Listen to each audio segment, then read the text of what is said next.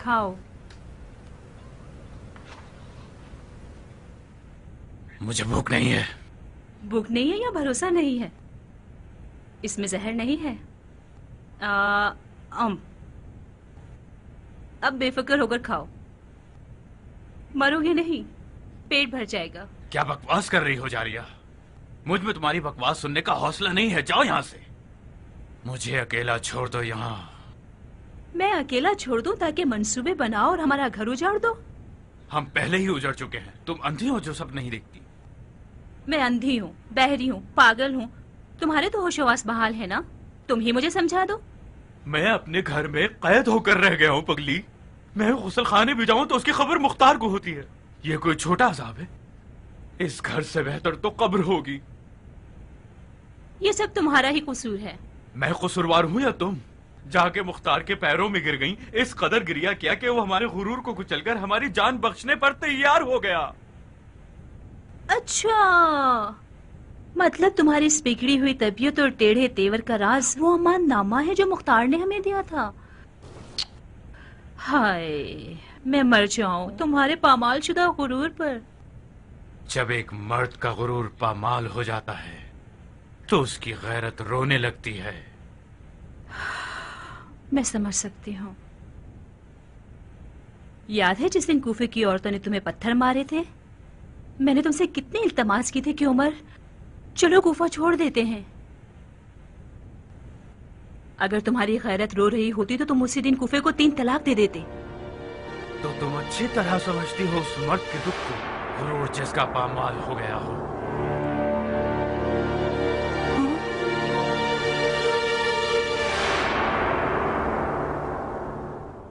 मैंने कुछ ऐसे पर वाले सफेद पोश लोग देखे जो आसमान से उतरे और शैतान की फौजों पर टूट पड़े और पलक झपकने में उन्हें मार भगाया। ये बकवासियात क्या मुख्तार का नया दावा है? एक शीरीं जबान शायर का कलाम है जो कूफे के हर गली कूचे के लोगों का विर्दे जबान बन गया है। मुख्तार ने शेर के कहने वाले को बेहतरीन सिला भी दिया है। ये कज्जाब तो मकाम रसालत की लालच रखता है। ऐ काश मैं नेज़े के साए की शर्त न रखता।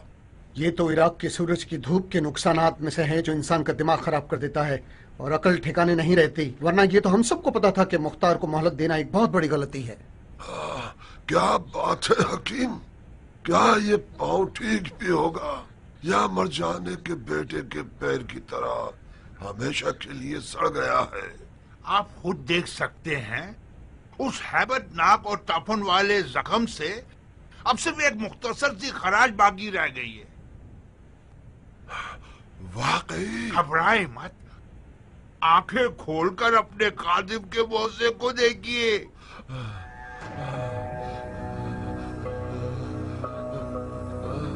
शाबाश हकीम, वाकई तुम मसीहा हो मेरे। अपने मुंह मियाँ मिट्ठू का मुहावरा न लग जाए, वरना ये जहरीला जख्म सिवाय मौत के हरगिज ठीक ना होता। नाचिस की जादुई दवाओं ने इस जख्म को ठीक कर दिया है। यानी क्या मैं फिर से आसा के सहारे के बगैर चल सकता हूँ? आपका पाँव उस दिन से भी ज्यादा अच्छा है जिस दिन आप पैदा हुए थे। आज के बाद उछल उछल कर टिड्डे की तरह चल सकते हैं।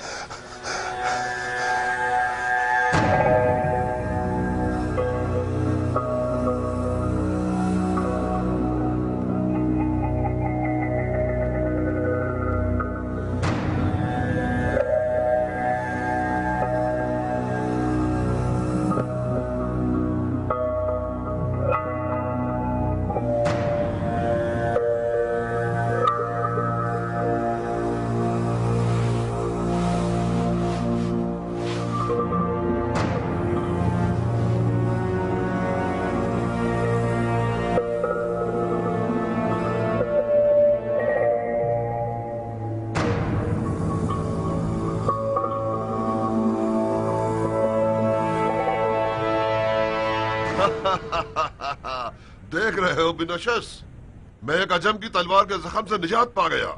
खुदा का लाखों करोड़ों शुक्र है।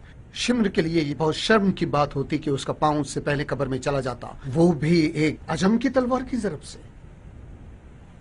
ये पैर जब तक ईरानी कयान के सीने की फसलियों को न तोड़ दे, शिमर माफ नहीं करेगा।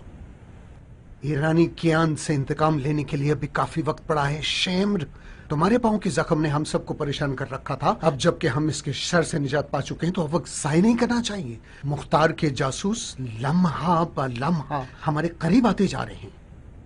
मैं तैयार हूं, तमाम साथियों को बाखबर कर दूं। आज ही रात हम कूफा से चले जाएंगे। मेरे पास मुख्तार की तरह पर वाले कासिद नहीं है जो फौरन पैगाम पहुंचा दें। आज रात तो नहीं जनाब शिमर, कम से कम एक दिन का वक्त मुझे दरकार है कि तमाम साथियों को मुत्तला कर सकूं। मगर बहुत तेजी से काम लेना। तुम जानते हो कि मुख्तार एक जबरदस्त शिकारी है। बहुत खूब जनाब हकीम, वादा पूरा करूं, यह कबूल कीजिए। आपका ये एहसान किस हवाले से है? आपके इलाज का आखिरी हक ज़हमत है।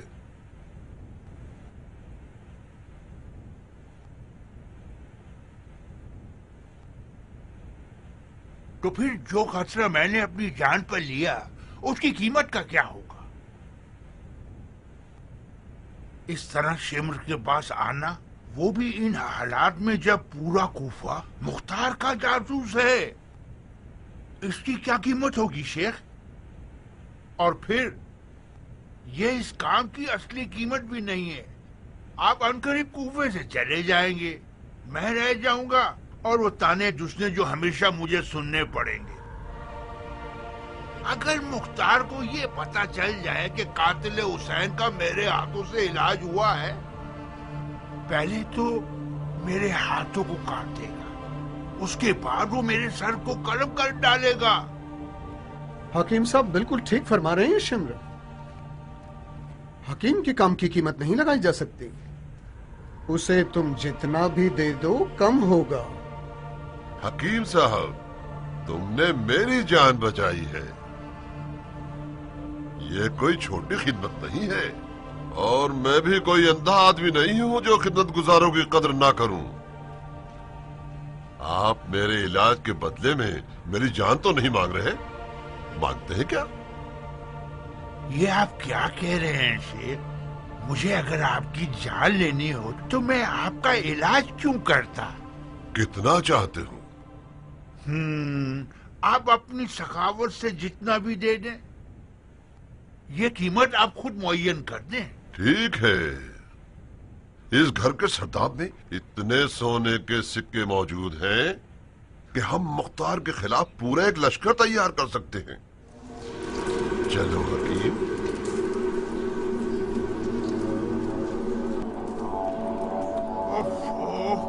कैसी ताकुन ज़्यादा बदबू आ रही है। हो सकता है उन मरे हुए चूहों की बदबू हो जो जाल में फंस गए हो। ये सरदाब सोना चुराने वाले चूहों से भरा हुआ है। ये लो हकीम, ये रहा डोल और ये वो खजाना जिसका मैंने वादा किया था। जितना सोना इस कुएं से निकाल सको वो तुम्हारा हो।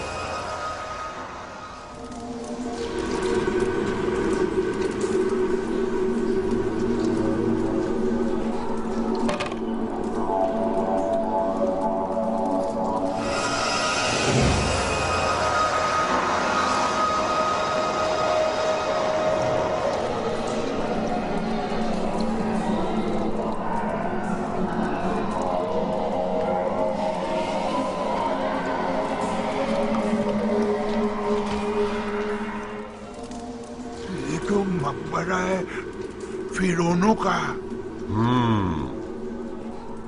उन फिरौनों का मकबरा है जो सोने की बू सूंघ कर बदल जाते हैं और अपनी बात पर साबित कदम नहीं रहते। वही सोने की सिक्कों की थैली काफी है मेरे लिए जनाब। मुझे डर लग रहा है, मैं चलता हूँ। कहाँ चले तबीब साहब? तुम पैसों की लालच रखते थे, मर्द बनो, अपनी बात पर कायम रहो ना। मुझे कुछ नहीं चाहिए जनाब शिम्र। मैं इस रकम को भी वापस देने को तैयार हूँ जो आपने मेरी मेहनत के मुझे दिए थे। ये रकम तुम्हारी मीरास खाने वालों के लिए है हकीम। शिम्र यतीमों का माल नहीं खाता। मैंने आपकी जान बचाई है जनाब शिम्र। क्या ये इंसाफ है कि मुझे मार डालो? खुदा की कसम इंसाफ नहीं है, बेगैरती और जुल्म है। फिर मुझे इजाजत दीजिए कि मैं यहाँ से वापस जाऊँ। अपना जुर्म तो सुन लो इब्ने अशस, तुम्हारा इल्म कानून से काफी ताल्लुक है। जुर्म हकीम बताओ ताकि वो जान ले कि शिम्र एक इंसाफ पसंद शख्स है। हकीम ने अपने गुमान में ये सोच लिया था कि शिम्र एक मीठा आदमी है, लिहाजा खामोश रहने और इलाज करने के बदले इससे बड़ा मुतालबा किया जा सकता है। जब इसे अच्छी तरह से निचोड़ लेगा तो बकाया हिस्सा एक बड़ी कीमत के बदले मुख्तार के हवाले कर देगा। जल्दी करो शिम्र, वक्त कम है और तबीब को भी बहुत देर हो रही है। मैंने सुना था कि तबीब हजरात मुर्दे और मौत को देखने से नहीं डरते। डरो मत तबीब, डरो मत, ज्यादा देर नहीं लगेगी।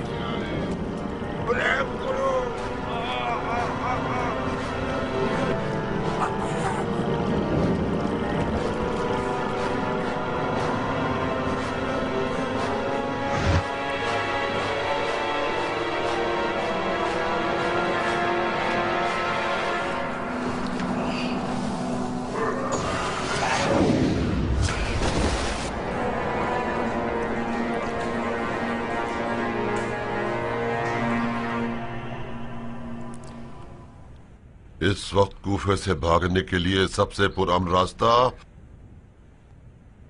असली दरवाजा है। असली दरवाजा? ये नामुमकिन है शिम्र। सिवाय शुरतों के चारों तरफ ऐसे जासूस हैं जो आम लोगों के लिबास में हैं और कड़ी नजर रखते हैं। हम कच्चे रास्ते से क्यों ना जाएं?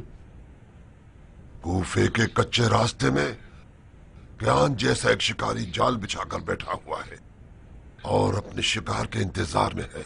मैं कूफे के कच्चे रास्ते के चप्पे चप्पे से बखूबी वाकिफ हूँ। मुझे एक ऐसा रास्ता पता है जो किसी के वहम गुमान में भी ना होगा। मुख्तार के आदमी भी इसी भरोसे में हैं। वो समझते हैं कि हम खुफिया रास्तों से भागेंगे। हमें दुश्मन की सोच के खिलाफ चलना होगा। वो लोग सोच भी नहीं सकते कि हम लोग असली दरवाजे से भागेंगे।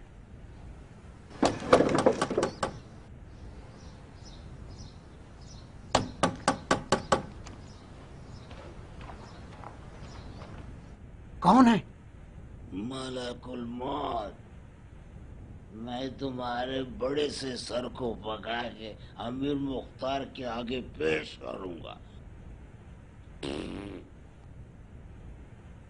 क्या ये तुम हो सन्नान? खोलो दरवाजा, बेवकूफ मैं ही हूँ।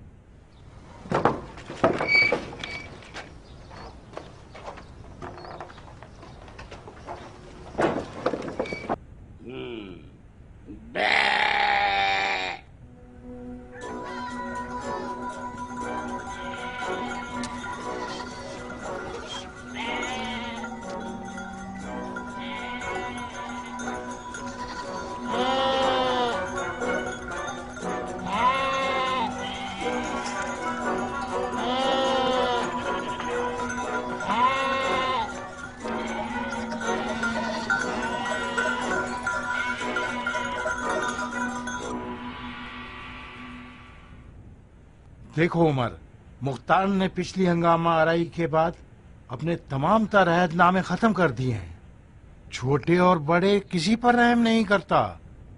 इससे पहले कि देर हो जाए कुछ अपनी फिक्र करो। मैं उसके खिलाफ हंगामा आराई में शरीक ही नहीं था। जो कुछ किया है शिम्र और शबस ने किया है, और फिर उसने मुझे मकतूब अमान नामा दिया है। हाँ, क्या तुम वाकई मुख्तार के लिखे हुए पर भरोसा कर रहे हो? तुमसे ये बईद है उमर। तार उस्मान नामे के जरिए अपने सबसे बड़े दुश्मन में से एक को मैदान से दूर करना चाहता था, जो उसने कर लिया। बिला तकल्लुफ एक बात कहूं उमर, तुम अपनी बीवी के धोखे में आ गए हो। तुम्हारी आज ये जिल्लत बानो जारिया के करतूत की वजह से है, जिन्होंने अपने भाई से साज़बाज़ करके उमर साद अबी वकास को बूढ़ी औरतों की तरह खाना नशी बना दिया। अगर तुम मैदान में उतर आते तो मुख्तार का क़याम हरगिज कामयाब ना हो पाता। मुख्तार से वहीद नहीं कि उसने किराए पर तुम्हें मेरे पास भेजा ताकि मुझे वसवसे करके शर्त तुड़वा दे। मैं क्या बेवकूफ हूं? मैं बाजी मुख्तार के हाथ में हरगिज नहीं दूंगा।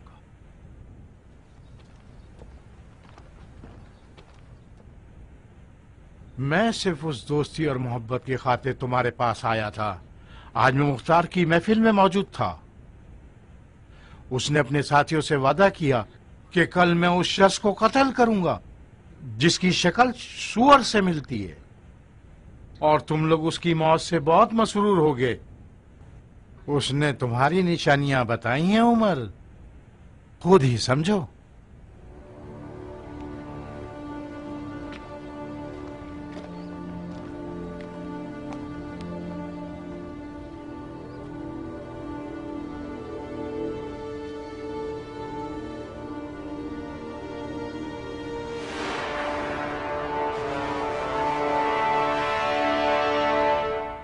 कहाँ चले उमर?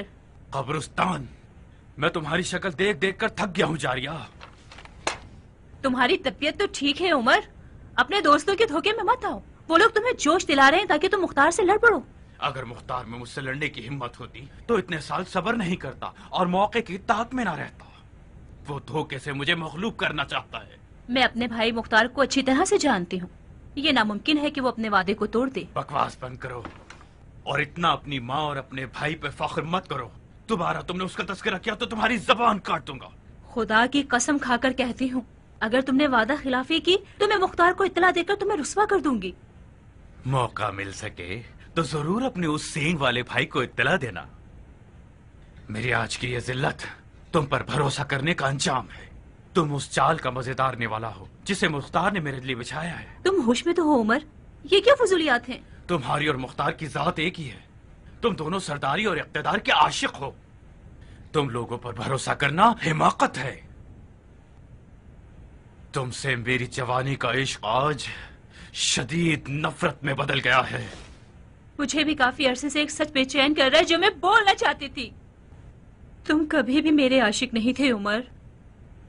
तुमने मुझे इसलिए शिकार किया ताकि मुख्तार को शिकार कर सको। जैसे का बदला वैसे ही दिया है मैंने। तुम भी तो मेरे इख्तिदार और शोहरत की आशिक थी। मेरी आशिक कभी ना थी। तुम उम्र साद की बीवी बनना चाहती थी ताकि अरब औरतों के सरदार बन सको। मैं अंधी थी उमर, मुझे अंदाजा नहीं था कि मैं किस जमीन में बीज बो रही हूँ। अब रहने दो जारिया। हम जितनी भी बातें करेंगे उतनी ही बात बिगड़ती जाएगी। तुम मलका बनने की आशिक थी और मैं अपने रकीब को कुचलने का आशिक था। मैं मानता हूँ कि हमने काफी खतरनाक खेल खेला। इसकी सजा भी मिलकर भुगत लेते हैं। ये क्या कर रहे हो उमर? तुम्हें निवाला बनाऊंगा, वो काम जिसका उस्ताद मुख्तार है। तुम्हें लुकमा बनाऊंगा ताकि मुख्तार को जाल में फंसा सकूं।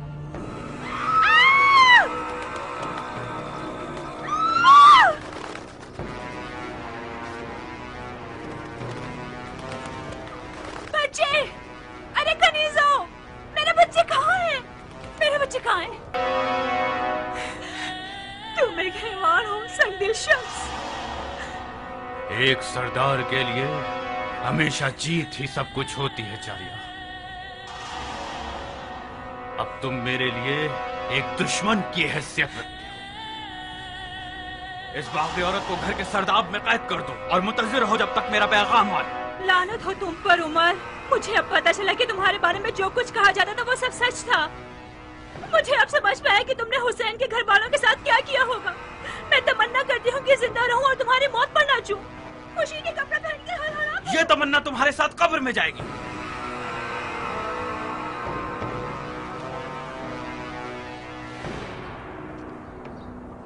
तुम्हारी माँ तुम्हारे पागल मामू को फांसने के लिए बेहतरीन लुकमा है।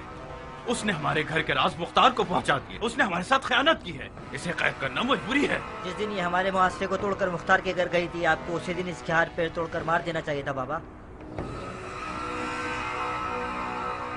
अभी भी वक्त है हमारे पास। मेरे साथ आओ मेरे बच्चे। खुदा की फौज की क्या खबरें हैं? बहुत खुश हैं वो लोग। अपने अहलो अयाल के पास रहकर मजे से खा पी रहे हैं और हर महीने खुशी से तनख्वाह ले लेते हैं। परेशान लग रहे हो इब्राहिम? नहीं, परेशान नहीं हूं अबू इसहाक। मैं जमीन और आसमान के बीच में फंस गया हूं। मुझे डर है कि उस दिन हुक्म जहाद हो जब हमारे फौजी अपनी आसाइशों और घर बार से अलग होने को तैयार ही ना हो। आखिर क्यों हमारा लश्कर कूफे में आराम कर रहा है जबकि इब्ने मरजाना मूसल पर कब्जा कर चुका है और कूफे पर हमला करने की सोच रहा है? तुम्हारे क्यों का जवाब तुम्हारे सवाल में ही मौजूद है इब्राहिम। जब तुम्हारी तरह के सरदार के सब्र का पैमाना लबरेज हो जाए तो मतलब दुश्मन हमारे दरमियान तफर्रुक़ डालना चाहता है। मेरे बाबा मालिक अश्तर की रूह की कसम, मैंने एक लम्हे को भी तुम पर और तुम्हारी तदबीरों पर शक नहीं किया। लश्कर का कूफे में रहना यकीनन क़याम की मसलहत के मुताबिक है। मेरे इस ख्याल का मकसद सिर्फ इतना था कि आपके कांधों से शायद कोई बोझ हल्का कर सकूं। तुम अमीर, हुक्म कीजिए कि हर जगह यह ढंडोरा पीट दिया जाए कि आप इनके सरों के बदले सोना देंगे ताकि पूरा इराक अरब इनके लिए खतरा बन जाए।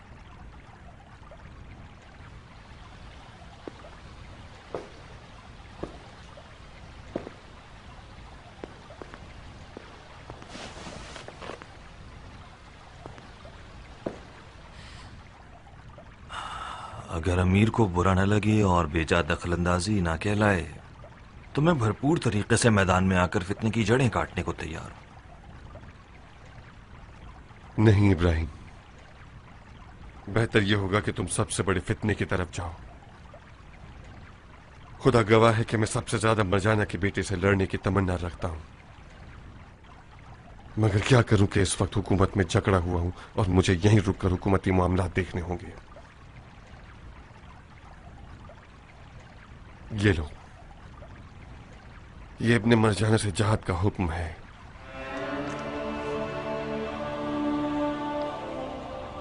सिर्फ इतना ध्यान रखना इब्राहिम, शैतान से लड़ने के लिए दो रुखी तलवार की जरूरत होती है। ऐसी तलवार जिसकी एक नोक दयानत की है और एक नोक तदबीर की।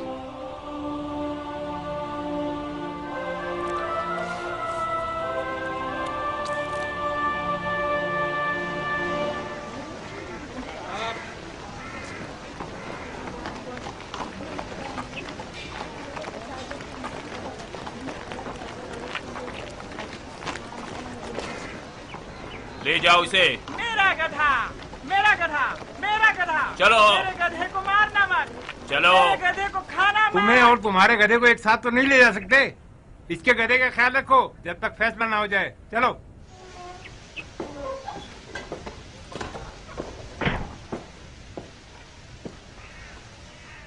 मालिक अश्तराना खैबर दुरूद हो, मुझे बचा ले, मुझे बचा लीजिए। आप मेरे और मेरे गधे की जमानत करा दीजिए।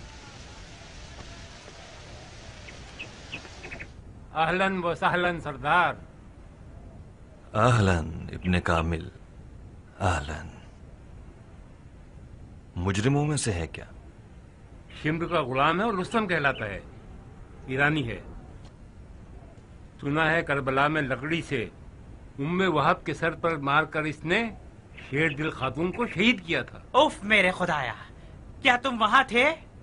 मैंने भी सुना है कि मुख्तार कज़्ज़ाब है। तुम्हें यकीन आ जाएगा क्या? तुम शिम्र के गुलाम हो या नहीं हो? हाँ मैं हूँ गुलाम। सरकार आप ही बताइए, क्या शिम्र का गुलाम होना जुर्म है? बड़ा मारूफ नाम है तुम्हारा, रुस्तम। खुदा करे कि गैरतमंदी में भी रुस्तम पहलवान की मानंद रहो। मुझे बचा लो सरदार, तुम्हारी दाढ़ी की कसम मैं बेगुनाह हूँ। तो फिर अपने और गधे के बारे में परेशान मत हो। मुख्तार की अदालत को खासो आम सब जानते हैं। जाओ और अमीर मुख्तार की मदद करो ताकि शिमर लईन को शिकार कर सके। जाओ। रुस्तम एक शिम्र नामी देव का गुलाम था जो उसकी इजाजत के बगैर पेशाब करने की जुर्रत नहीं रखता था। मुझ पर हमाम जाना हराम था। सालों साल हमाम नहीं देखा मैंने। मैं मजबूर था कि मिट्टी से तहारत करूं और कच्ची जमीन पर ही सो जाऊं। कुत्तों का बचा हुआ खाना मिलता था। मैं तो मजबूरन शिम्र का गुलाम बना। मैं तो उसकी इताअत करने पे मजबूर था। रुस्तम एक चूटी को मारने के भी खिलाफ है। इंसान को कैसे मार सकता है? तुम्हारी फरियाद खत्म हो गई? जी मैं चुप हो गया। वाकईन तुम्हारा नाम रुस्तम है? नहीं जनाब, आपके खादिम का नाम फिशंग है। शिमर मलून मुझे रुस्तम पुकारता था और मेरे गधे को रख्श। बकौल उसके वो हमारी कौम और हमारे अफसानों के पहलवान का मजाक उड़ाना चाहता था। लानत है तुम पर और तुम्हारे गधे पर कि तुम ईरानियों के लिए शर्म का बाइस बन गए हो। खबीस आदमी, शिम्र जैसे जालिम की गुलामी से तुझे क्या मिला? उसे जहर दे के क्यों नहीं मार दिया तुमने? खुदा की पनाह, मैं उसकी क़बा को भी हाथ लगाता तो वो 7 दफा उसको धोता था। मेरे हाथ से कुछ खाता नहीं तो जहर कैसे देता? फिशान, ये कहने से तुम्हारा जुर्म माफ नहीं हो जाता कि तुम मजबूर थे। तुम एक खातून के कातिल हो जिसका नाम उम्मे वहाब था, जो जुल्म के खिलाफ थी और तुम जैसों की हामी थी। हजरत हमजा का कातिल भी हिंदा जिगर खुरा का खरीदा हुआ गुलाम था। मैं उस हुक्म के मुताबिक जो रसूल अकरम ने अपने चाचा हमजा के कातिल के बारे में दिया था तुम्हें माफ कर रहा हूँ, बशर्ते कि तुम शिमर को हमारे हवाले कर दो। मैं आपकी दाढ़ी पर कुर्बान। आप अपने नौकर को आजाद कीजिए ताकि शिमर को हाथ पांव से बांधकर आपके हवाले कर सकूं। देखा, तुमने फिर झूठ बोला। तुमने तो कसम खाई है कि शिमर दुम्बे की खाल पहनकर कुफे से भाग चुका है, फिर तुम इसे कैसे बांध के ला सकते हो? खुदा की पनाह, मैं फिर कसम खाता हूँ कि शिमर दुम्बे की खाल की कबा बनाकर दुम्बे के रेवड़ में शामिल होकर फरार हो गया। कहाँ जाएगा वो?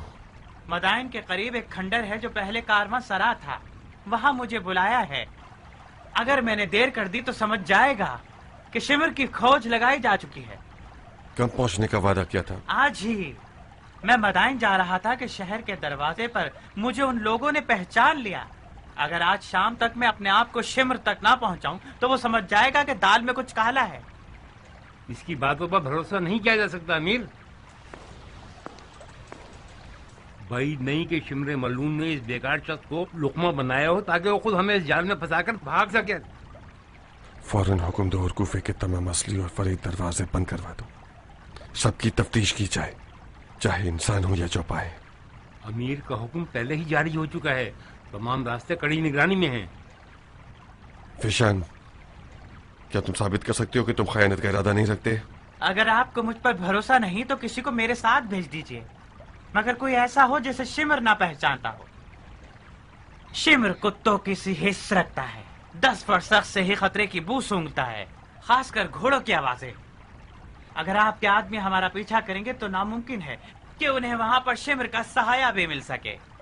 आपका खादिम वादा करता है कि शिमर को नींद में हाथ पांव बांधकर अमीर के पास लेकर आ जाएगा, आपकी खिदमत में। ज़रबी। जी सरकार।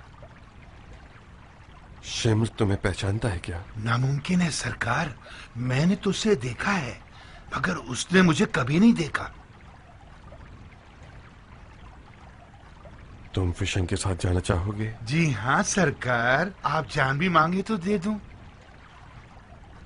बहुत खूब, जाइए हम भी देखें क्या करते हो।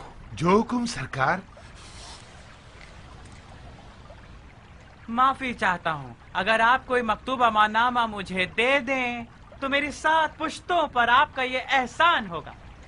तुम शिमर को हमारे हवाले कर दो, मैं तुम्हारी माफी का हुक्म लिख दूंगा। जा सकते हो। बिन कामिल। अमीर। कियान से कहो कि उसके आदमी किसानों और गांव देहात के गरीबों के जैसे लिबास में उनका पीछा करें। जी अमीर। कुछ खबर है बिन फरस की? बिन फरस आज उम्रे साथ के घर गया और उससे मिला है।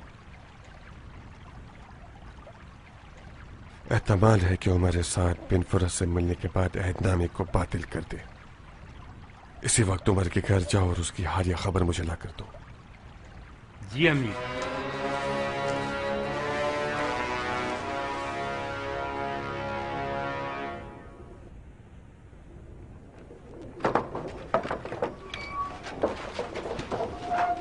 तुम्हारा मालिक कहाँ है? मेरा मालिक घर पे नहीं है सरदार। कहाँ गया है वो?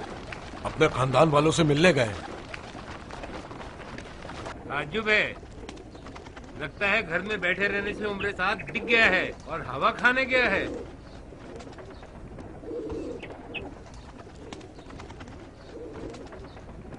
बाहुक्म अमीर मुख्तार, घर के कोने कोने की तफ्तीश की जाए।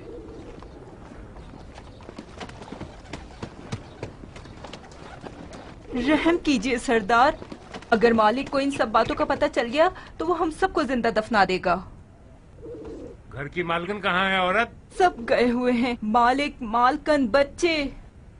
ये घर शुल्कों की कड़ी निगरानी में है। जो भी इस घर में आता जाता है उन सब की तफसील मुझे पता है। तुम्हारा मालिक कैसे गया है कि किसी ने उसको नहीं देखा? खुदा की कसम हम बेकसूर हैं। क्या इस घर का कोई खुफिया रास्ता भी है? इस दरवाजे के अलावा पीछे का एक रास्ता है। सरदार, कोई भी घर में नहीं है। ये लोग सच कह रहे हैं सरदार, उमर भाग निकला है। मान गया तदबीर अमीर मुख्तार को। कैसे उस चूहे को उसके सुराख से बाहर निकाला है। उमर ने अपनी इस हरकत के साथ अमान नामे की शर्त को बातिल कर दिया और अपनी मौत का हुक्म खुद ही लिख दिया है। कुछ अफराद यहाँ रुक जाएं और हालात पर कड़ी नजर रखें। चलें।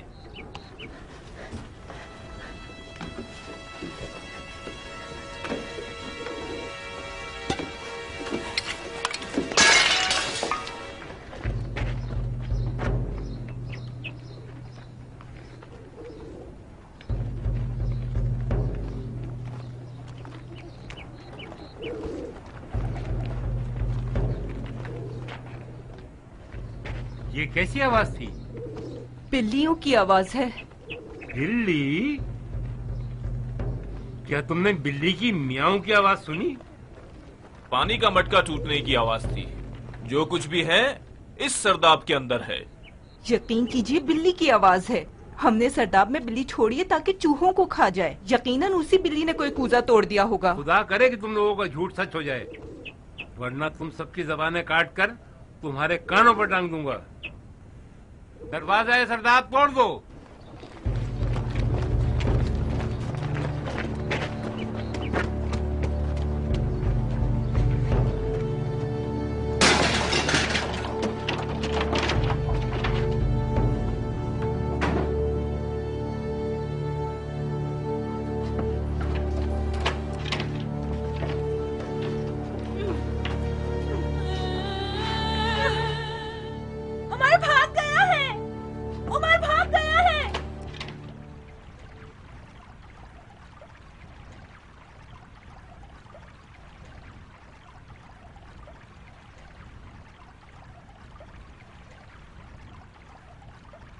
सर उठाओ बहन।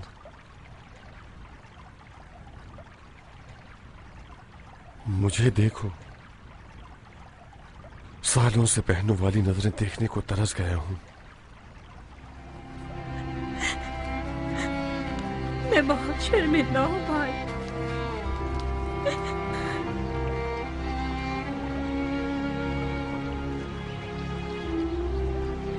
मैं तो समझ रहा था कि मेरे साथ मेरी बहन को मारकर मुझे रुलाएगा। कि जो तुम जिंदा रह गई हो यही काफी है। मैं सालों तक एक झूठे इश्क की हवस की आग में असीर रही हूँ। मैं अंधी थी, ये न समझ सकी कि शैतान से रिश्ता जोड़ लिया है। मैं ये न समझ सकी कि शैतान के बच्चे को अपने पेट में पाल रही हूँ। मेरा बच्चा, मेरा टुकड़ा, जो बच्चा मेरे खून और दूध से परवान चढ़ा है, आज वो अपने बाप के साथ मिल गया है कि अपनी माँ को मार दे। लानत हो तुम्हारी गलीस तकदीर पर जारिया, लानत हो। अपनी तकदीर हम खुद बनाते हैं मेरी बहन। जिन दिनों तुम उमर के इश्क में दीवानी थी, मैंने ये देख लिया कि तुम्हारी खुशनसीबियों का परवाना तुमसे दूर हो गया है। मेरी मुखालफतें भी तुम्हारे सियाह बख्त को सफेद न कर सकी। काश आप मेरा सर काट देते भाई, काश मेरे पाँव तोड़ के डाल देते, काश आप मुझे इजाजत न देते कि शैतान के हुजले पर कदम रखूं। अगर तुम मेरी सगी बहन होती, अगर हम एक माँ की औलाद होते, तो खुदा की कसम मैं जमीन और आसमान एक करके इस गलत रिश्ते की रुकावट बन जाता। मगर सिवाय रजामंदी के और कोई रास्ता नहीं था मेरे पास। मैं जो भी करता था उसके बाद के जुमले नहीं झेल पाता। तुम मेरी माँ क्यों नहीं थी दुबा? हाय खुदाया, हमारी गलतियों को माफ फरमा। आओ मेरी बच्ची, आओ कि तुम्हारी माँ की आगोश में सारी जिंदगी का अफसोस भरा है। आओ।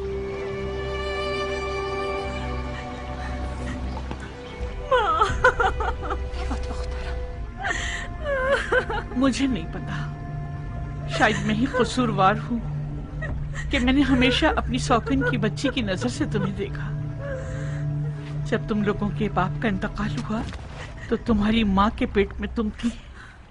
तुम्हारे पैदा होते ही तुम्हारी माँ दुनिया से गुजर गई। मैं ताइफ में थी और तुम दोनों मदाइन में। जब मैंने सुना कि तुम्हारे शेरदिल भाई मुख्तार ने तुम्हारी कफालत कबूल कर ली है तो मैंने सुकून का सांस लिया। मगर मुझे जान लेना चाहिए था कि मुख्तार एक मर्द है, वो तुम्हारे लिए माँ नहीं बन सकता। अरे अरे, देख रही हो उमरा, ऐसे बात कर रही हैं जैसे मैं ही कसूरवार हूँ। अपना दिल मैला मत करो नारिया, तुम माँ अपने आप को मलामत कर रही हैं। तुमसे क्या वास्ता? अभी देखना, सारे का सारा जुर्म मुझ बदनसीब के सर पर डाल देंगे। हाय खुदाया, तू तो जानता है ना, तूने देखा कि मैंने इस लड़की के हक में ममता दिखाई है। जिन दिनों उमर के इश्क में इसकी जान खेल उठी थी और गश खाकर गिर जाती थी, वो भूल गई है। अम्मा। हाँ मेरे लाल। सालों पहले दुश्मन ने गैर मरी खान जैसे हमारे जिस्म के एक टुकड़े को हमसे जुदा कर दिया था। अब जबकि हक हकदार को पहुंच गया और हमारे जिस्म का टुकड़ा एक नापाक सूअर की चुंगल से नजात पा गया है, जाइए और सालों साल की दूरी के जख्म पर मरहम रखिए।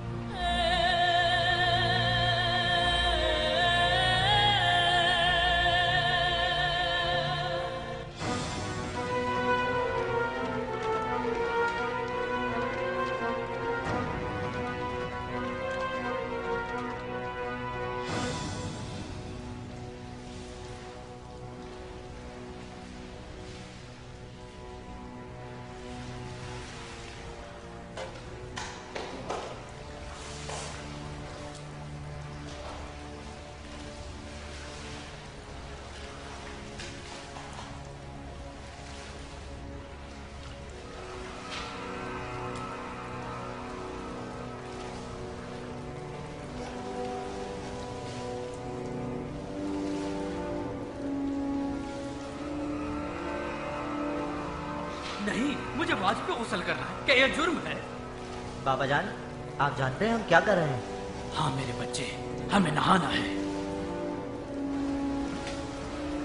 इन हालात में नहाना ठीक रहेगा? हालात? कैसे हालात? ठीक है, सब ठीक है। मुख्तार ने यह नहीं किया कि मैं वाजिब काम छोड़ूं। मुझे वाजिब गुस्ल करना है मेरे बेटे। नहाने के बाद हम कुछ हल्के हो जाएंगे और मजीद बेहतर सोच सकते हैं। अस्सलाम वालेकुम। वालेकुम अस्सलाम।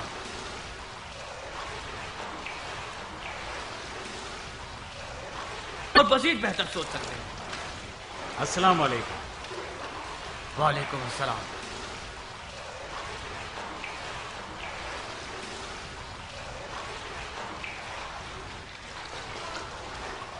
ये तुम हो उमर? तुम होगे उमर, मैं नहीं। ताज्जुब है, जो अरब अपने मशहूर लोगों को ना पहचाने उसे तो मर जाना चाहिए। तुम और तुम्हारा मरहूम बाप अरबों के फख्र का बाइस हो। लानत हो शैतान पर। मेरे भाई, तुम्हें मुझसे क्या वास्ता है? मैंने कहा ना कि मैं उमर नहीं हूं। ताज्जुब है, तो फिर उमर साद जैसे क्यों हो? तुमसे क्या वास्ता? तुमसे क्या वास्ता कि मैं उम्र साद की शबीह क्यों हूं? तुम्हें हक है कि अपना नाम छुपाओ। खुदा उसके और उसके बेटे की मजालिम का बदला उसे जरूर ले। उसने वो काम किया है कि अरब के इज्जतदार लोग उसके खानदान से भी मेल मिलाप रखने से कतराने लगे। बहुत अफसोस होता है इस बात पर कि एक अरब का इज्जतदार आदमी अपने गुलाम को अपनी सवारी पर घुमा रहा था ताकि वो खामोश रहे, किसी को कुछ ना बताए और उसके छुपने की जगह का बांडा ना खोल दे। तुम्हें यकीन आता है उमर? ओ ठीक आदमी, मैं उमर नहीं हूँ। आखिर ये बात तुम्हारे दिमाग में क्यों नहीं बैठ रही? तुम्हारी जान की कसम, मेरा दिमाग तो बात मान लेता है, मगर मेरी आंखों को यकीन नहीं आ रहा। मुझे खुशी है कि तुम मुख्तार की चुंगल से निकल गए हो, मैं भागा हूँ? मैं क्यों भागा हूँ? चलो बाबा। ये जगह कूफे की हुदूद में नहीं है। तमाम कूफे वाले जानते हैं कि उमर साद इब्न अबी वक्कास मुख्तार के अमान नामे के तहत कूफे से नहीं निकल सकता, और आप उमर के उस हम्माम में हैं जो कूफे से बाहर है। उमर का हम्माम? कौन से उमर का? आपका दिमाग तो खराब नहीं हो गया भाई साहब? आपको हमसे क्या वास्ता जो इतना तंग कर रहे हैं? चलो बाबा चलो। ये शख्स किसी दौर में बहुत ऊंचा उड़ा करता था। खुदा की कुदरत देखो क्या हाल हो गया है इसका। खुदा की लाठी भी शख्स किसी दौर में बहुत ऊंचा उड़ा करता था। खुदा की कुदरत देखो क्या हाल हो गया है इसका। खुदा की लाठी भी आवाज होती है भाई, ये जिंदा सबूत है। ये कौन से नहाने का वक्त था बाबा? देखा ना उन्होंने आपको पहचान लिया। जल्दी करें, हमारे पास वक्त नहीं है। कहाँ जाए दरबदर कहीं के? कहाँ जाए कमबख्त? अबू उमरा के आदमी और जासूस चारों तरफ फैले हैं। हाय क्या गफलत हो गई। यकीनन वो मनहूस बिन खुरस भी मुख्तार का जासूस होगा। हमें धोखा दिया था कि हम शर्त तोड़। मुझे घर जाकर तुम्हारी माँ की दिलजोई करनी होगी। अब वो सब कुछ हो चुका है जिसे नहीं होना चाहिए था। मुख्तार किसी एक बहाने की तलाश में था जो उसे मिल गया। अब हम जाएं या ना जाएं, उसने अपना अमान नामा बातिल कर दिया है। अगर जाएं तो उम्मीद है कि अजमी सरदार से बच सके। बात सुन बेटा, अगर तुम जरा सी चला के दिखाओ जैसे कि तुम हो चला, एक चाल है जिसके जरिए हम इस परेशानी से बआसानी निकल सकते हैं। मुझे क्या करना होगा? आओ इधर आओ, बताता हूँ।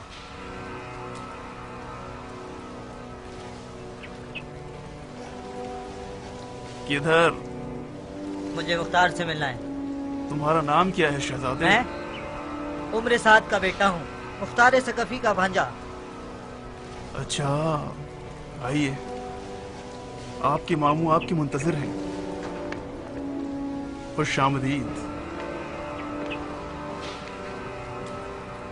मेरे वालिद ने हरगिज वादा खिलाफी नहीं की और ना ही करेंगे। हम अपने बागात और जमीनों को देखने के लिए कूफा से बाहर गए थे। हम जमीनों तक पहुँचे ना थे कि मेरे वालिद साहब को अफसोस हुआ कि आपको इतला क्यों ना दी। मुझे भेजा ताकि आपको बाखबर कर दूं। वो खुद क्यों नहीं आया? उन्हें शर्मिंदगी महसूस हो रही थी। शायद गुरूर का मसला आड़े आ गया हो। आप मेरे वालिद पर शक क्यों कर रहे हैं? वो कभी वादा खिलाफी कर ही नहीं सकते। फिलहाल तो तोड़ चुका है बेटा। कैसे तोड़ा होगा मामू? आपने उन्हें अमान नामा दिया, उन्होंने कबूल कर लिया कि आप और आपकी हुकूमत के खिलाफ कोई कदम ना उठाएंगे। तुम्हारी माँ कहाँ है? घर में है। पक्की बात है? जी हाँ, जब मैं और बाबा घर से निकले वो घर में थी। तुम्हारे माँ बाप के दरमियान कोई बहस नहीं हुई? बहस किस बात की? इस बात की कि इजाजत के बगैर घर से न निकलो। अजीब सी बात कर रहे हैं। उन दोनों में बहस क्यों होनी चाहिए जब ये तय है कि हम सिर्फ जमीनों और बागात को देखने जा रहे हैं। अभी तुम्हारा बाप कहाँ है? बाबा जान बागात को देखकर ही घर वापस आएंगे। बहुत खूब, तुम यहीं रहोगे जब तक तुम्हारे बाप को न देख ले। क्या ये जरूरी है कि मैं यहाँ रुकूं? हाँ जरूरी है।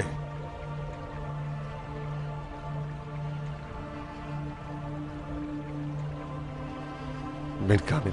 अमीर। अभी इसी वक्त तुम्हारे साथ के घर जाके उसे हमारे पास बुला लाओ।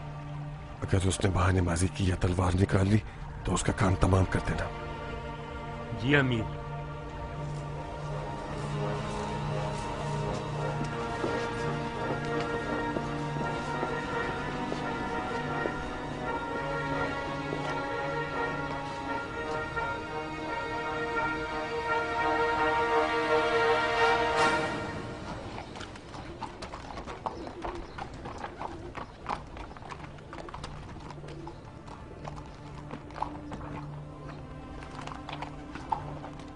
अबू हारिस! अबू हारिस! कहाँ मर गई सारी कहानी से? ये सब क्या है?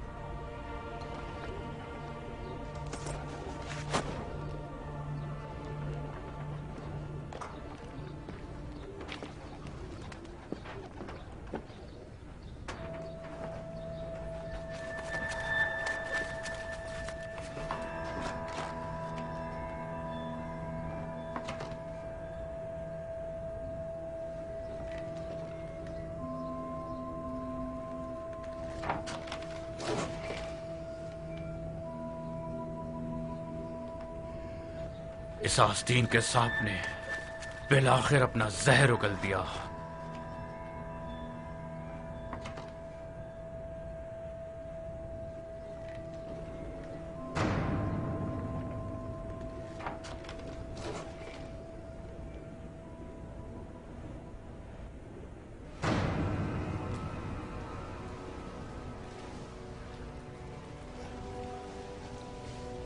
उमर, तुम महासरे में हो। कोई गलती की तो तुम्हारे घर को तुम पर वीरान कर दूंगा। बेहतर होगा कि तलवार फेंक दो और अपने आप को हमारे हवाले कर दो।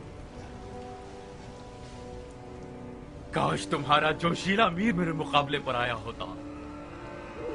कोई बात नहीं, जैसा कि मैं अमीर मुख्तार की शराफत से वाकिफ हूँ, मैं तुमसे वादा करता हूँ कि जैसा तुम चाहते हो मैं वैसा ही करूँगा, ताकि मर्दाना वार तुम्हारी जान ले सकें।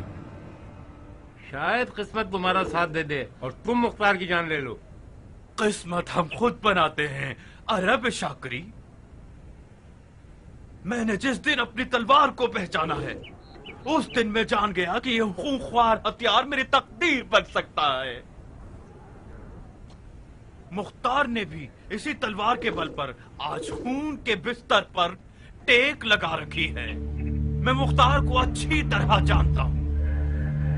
वो एक ऐसा दिन देखने की तमन्ना रखता कि मैं उमर इब्ने साद इब्ने अबी वक्कास उसके सामने खाके जिल्लत पर बैठ जाऊं। तुमसे क्या छुपाना, मैं भी एक ऐसा दिन देखने की तमन्ना रखता था जब मुख्तार अफसुर्दा और सर झुकाए हुए मेरे सामने मिट्टी पर गिरा हुआ हो। मुख्तार की तलवार मेरी तलवार से ज्यादा तेज न थी, उसकी चालाकी और मक्कारी ज्यादा तेज थी। मेरी और मुख्तार की बचपन की बाजी अभी तक खत्म नहीं हुई। मैंने अपनी तलवार को सिखा रखा है कि मुख्तार की इस आरज़ू को हसरत में बदल दे।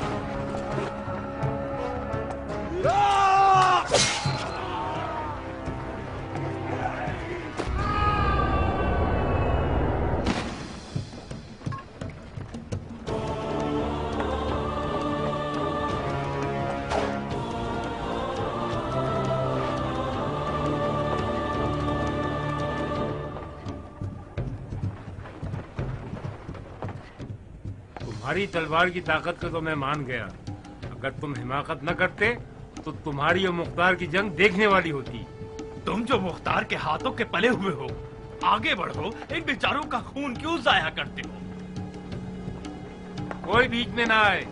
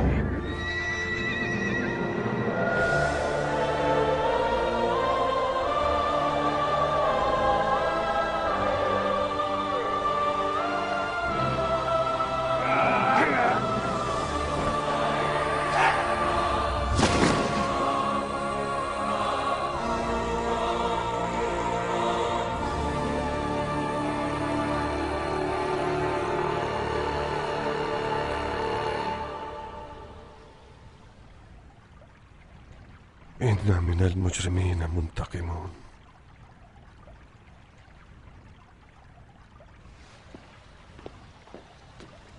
तुम्हारे हाथ कट जाए मुख्तार, तुम और तुम्हारी चालबाज बहन ने मेरे बाप को धोखा देकर खाना नशीन बना दिया।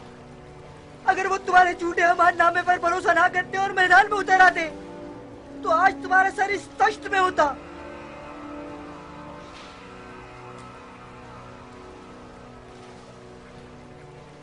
तुम्हारे वालिद को उनके अमाल ने कत्ल कर डाला बेटे। अगर खून का बदला खून है तो फिर तुम भी मौत के मुंतजिर रहो। थम खाता हूँ कि आज से अपनी उम्र के हर लम्हे को अपने कुत्ते मामू के कत्ल के इरादे से बिताऊंगा। कुत्ते की औलाद, मैं तुम्हारी जान ले लूंगी।